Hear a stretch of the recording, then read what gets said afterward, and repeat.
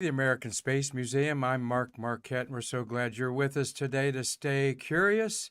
And usually on Fridays, we have Tales from the White Room with Triple T, but he is still ill. He's got the flu bug, and we wish him well. He tried to come in today, but we sent him home because none of us want to get sick either. So, wish you well, Triple T. Kind of had the show lined up for him, of course, today, but we're going to go on the fly and we'll talk about our wonderful space worker that put the astronauts in the crew cabins up in the big white room, 195 feet on top of the mobile launch platform, which was still another 100 feet tall. And I've got with me Marty Winkle, my co-producer and cameraman, and he's behind our Streamlabs set there. And we're so grateful of our Trekkie Techie Jessica Galloway stripping our audio off of these programs to put them on Google and Apple audio podcasts. So we'll see how that works out. I try to be as descriptive as I can. Of course, we're coming to you from our American Space Museum in beautiful downtown Titusville, Florida, literally 9 miles away from Launch Pad 39B that is going to send Americans back to the moon. And a gentleman who helped go to the moon 50 years ago, Marty Winkle, worked on the Grumman lunar module and then Space Launch Systems engine part of the shuttle era. So, Marty, we'll tell our viewers today that, like I said, Triple T didn't make it, and thought we'd talk a little bit of space news that's happened here in the last couple days. Many of you saw Elon Musk last night talk about his gigantic Starship. Very optimistic. He'll put that into orbit later this year. And we also had the Axiom rocket, only 43 feet tall, took off. That was the fastest rocket I've seen take off, Marty. Did you watch it? That thing scooted faster than the Falcon 9.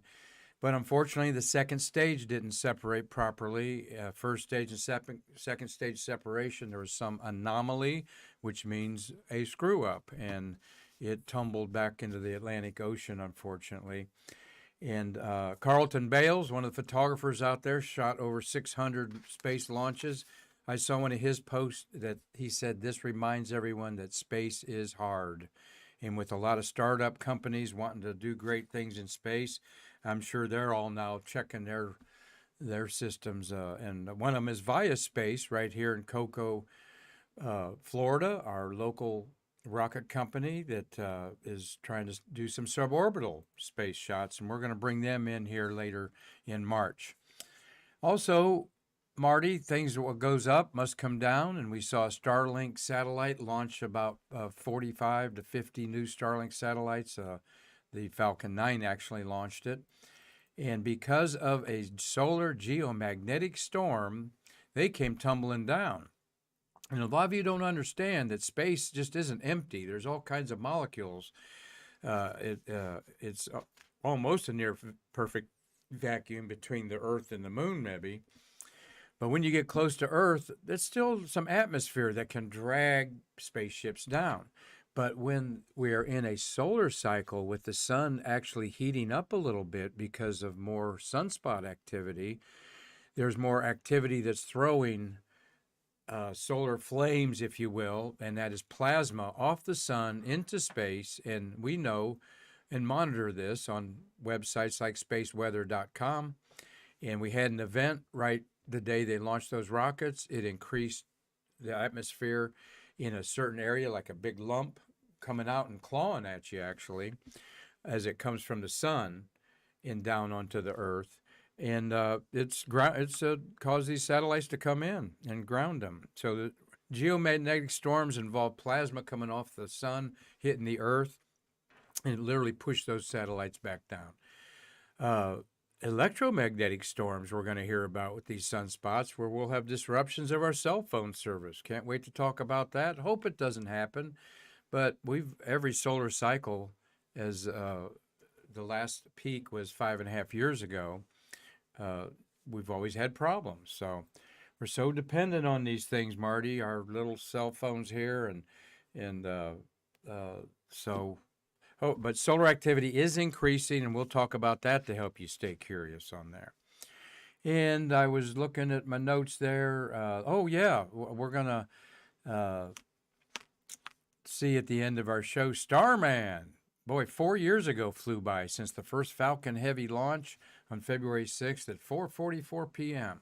And that was cool to watch. I was just moved down here, and that was really exciting. And there's a Tesla orbiting the sun, and I'll tell you where here, so stay curious. But Marty, we can't thank enough what a wonderful conversation we had with this lady, Sharon McDougal.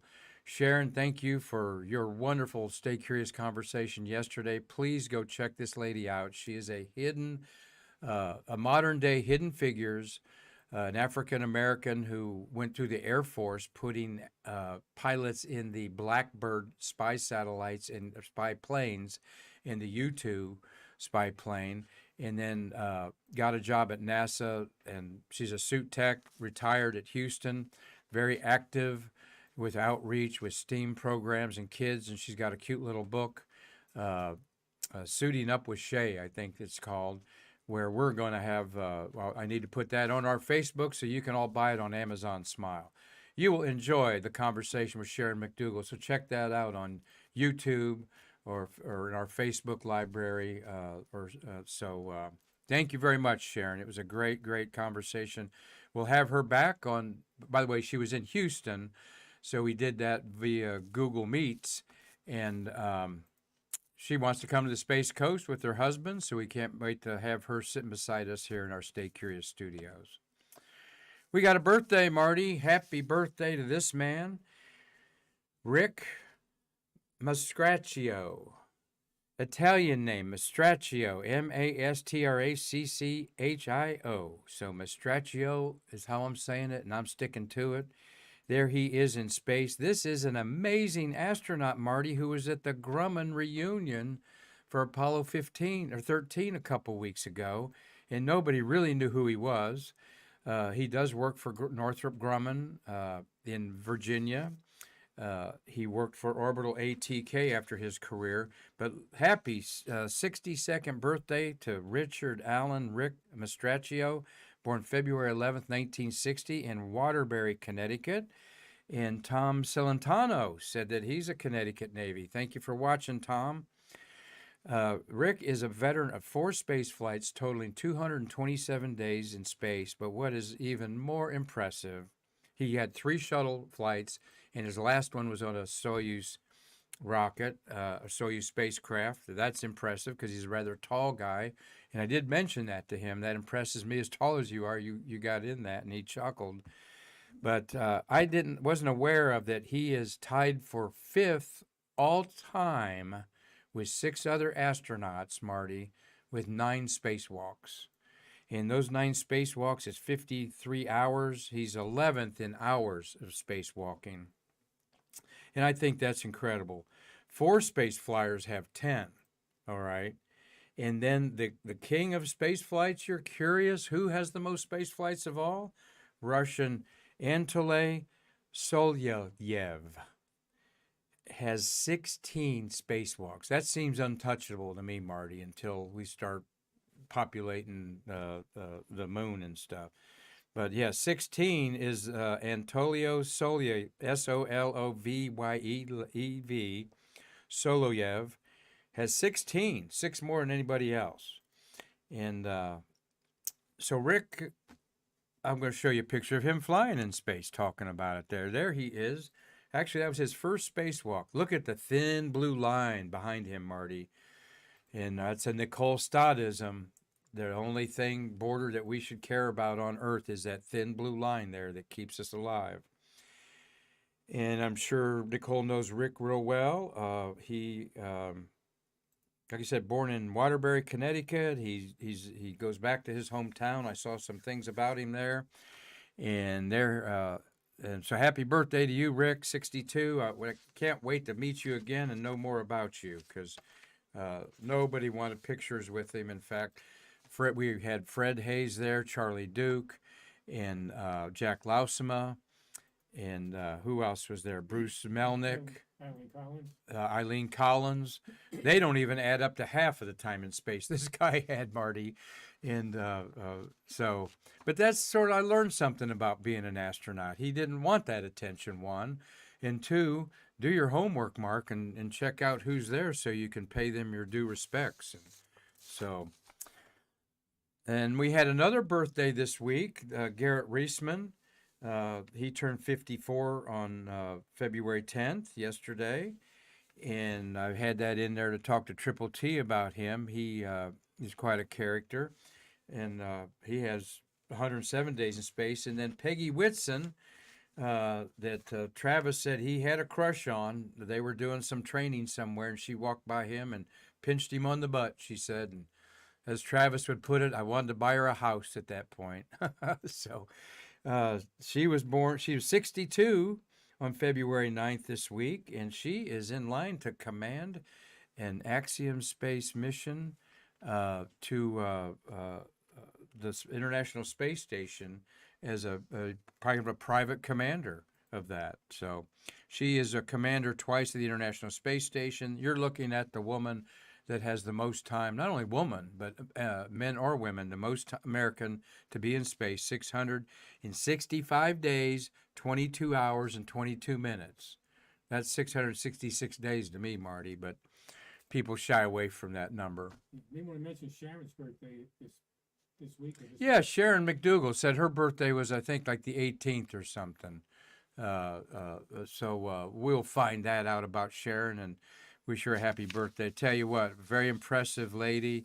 Marty commented to me this morning about her that she was all boss, and that was a tribute to her excellence in her job, because she knew her job and she didn't compromise anything, he said.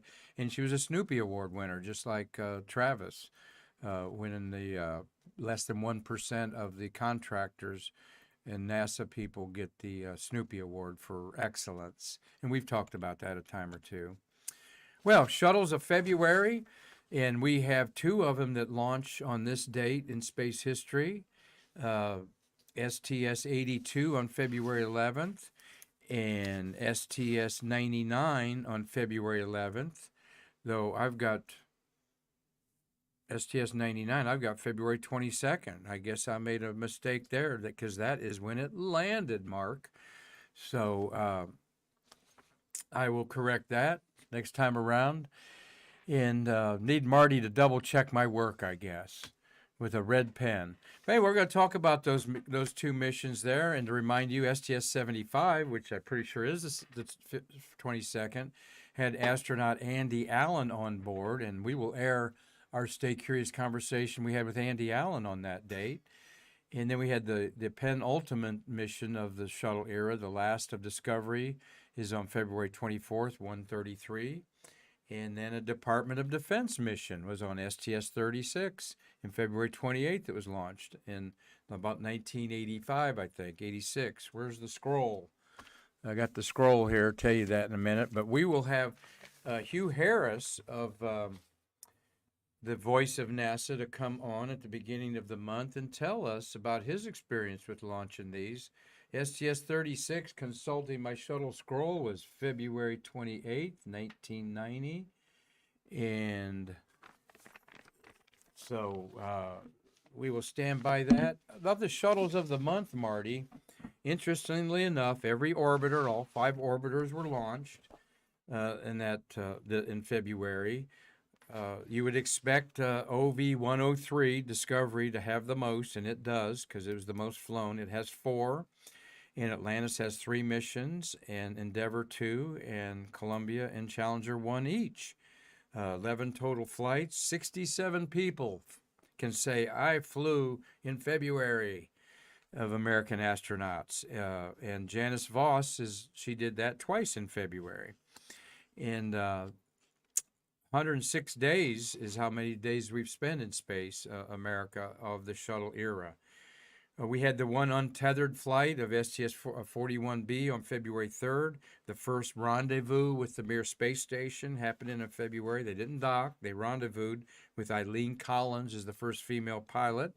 That's STS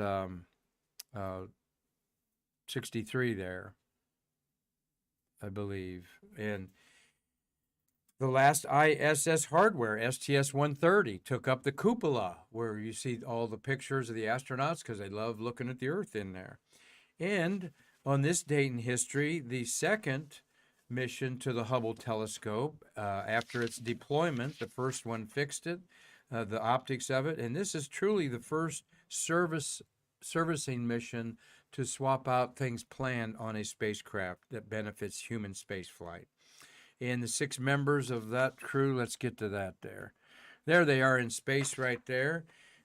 Kenneth Bauer, you got left to right there is Joe Tanner, who nominated Triple T for his Snoopy Award. And the gray-haired guy in the back is Stephen Hawley. And where's my notes on that? So I got how many flights these guys had on there. No, I don't. But Discovery was a night launch, 3:35 a.m., 7 astronauts headed for the upgrade.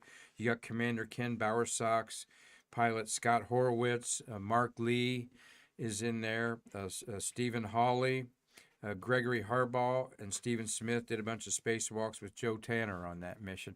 And look, they're wearing Hubble T-shirts that were taken after the upgrade. Some very classic images there. That's cool. And more power. They're going to put more power to the Hubble telescope in 1997 when Discovery roared off Pad 39A. And 3 years later, it was Endeavor's turn. We'll show you there. But we still have our Hubble gallery up with a lot of good things celebrating the 32 years now for the Hubble Space Telescope. And there it is being worked on in the payload bay. A beautiful image of that. 2 pairs of astronauts, a pair of astronaut 2 would go out there. It was designed to have the door open and swap out some of the instruments as the technology improved over the years and the decades. And that is Tanner, a picture that thanking Travis. Sorry you're not here, Travis. We'll show that another day. But he said, please accept your Snoopy as a token of your appreciation for what you do for us. Thank you, Joe Tanner. And he's got a lot of good Joe Tanner stories. That's the astronaut, Marty. I love the picture of him in the grade school cafeteria with all the kids just looking at him there. And here is the launch 3 years later on the same pad, STS 99 roared off in February 2000 on this date, February 11th. During 9 days of mapping, Endeavor's radar images filled 20,000 compact discs full of data, covering 99.9% of the planned mapping area. This was a big radar mapping mission to detail the Earth's surface between 60 degrees north latitude and 56 degrees south latitude. And they kind of skipped North America because it is so well mapped. And there's the astronauts in space. Janice Voss is upside down, or is she? There's no upside down in space, or left or right really, in there. So that's a crew shot that you don't see very often, Marty, of them in space. There, you've got Commander Kevin Kriegel, and he's right there looking at you in the center. Pilot Dominic Pudrell-Gorey, he is to the left of him there. Gerald Thiel, his only flight. That was Kriegel's 4th and last flight. Pudrell-Gorey had 2, that's his 2nd of 4. Janet Cavandy is the lady on the right-hand side, lower right, next to the commander. This is her 2nd of 3 flights. Janice Voss, 5th and last flight, right there. She's upside down, and she lost her life to breast cancer. And I always amazed by 5 flights and so dangerous, and something like that take your life. That's just not fair. And the Japanese astronaut is Mamori Mori, and he's his 2nd and last flight. And we know that Japan loves their astronauts. We miss you coming to our museum.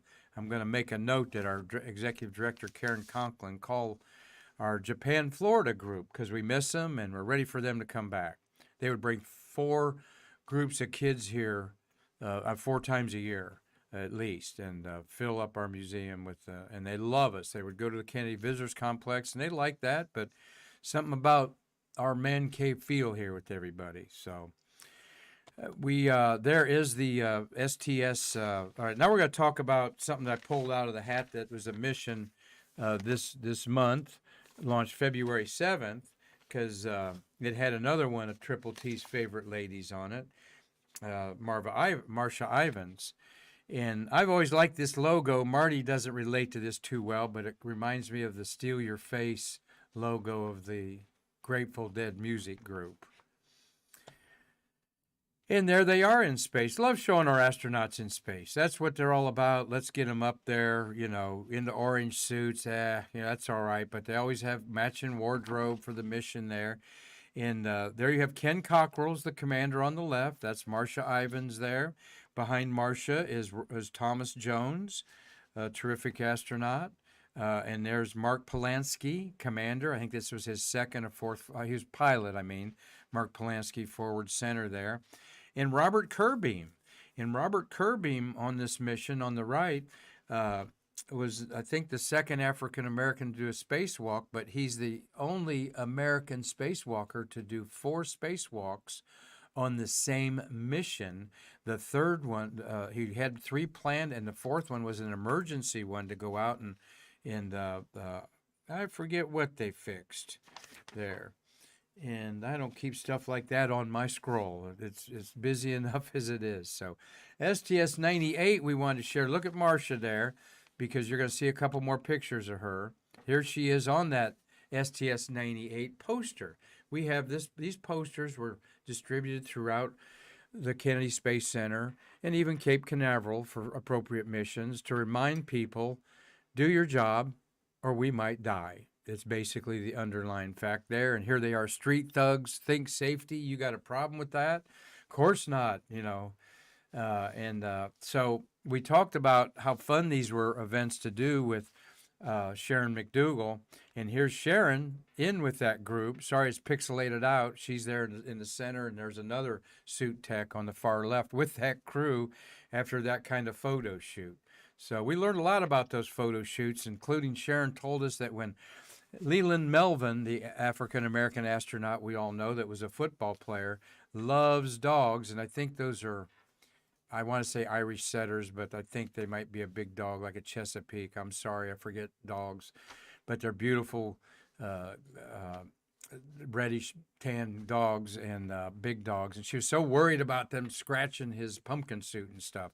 She said that gave her fits, those dogs being in there, because she takes care of those suits, and even showed us the needle, Marty. Remember that she would thread and sew those spacesuits. So, what we got going, Marty? Any comments from anybody today? Yeah. Okay. Just well wishes to Travis. Oh, good. Okay. All right. Everything worked good today. Well, there is a closeout crew, and Travis is second from the left with the number 1. That means you're the lead. Okay. And the guy with the 5 and the 4, I believe, are his people. Maybe the 5 and the 6 is his people. 2 is always an astronaut, and that's Marcia Ivins on the far right. And 3 and 6, one's a suit tech.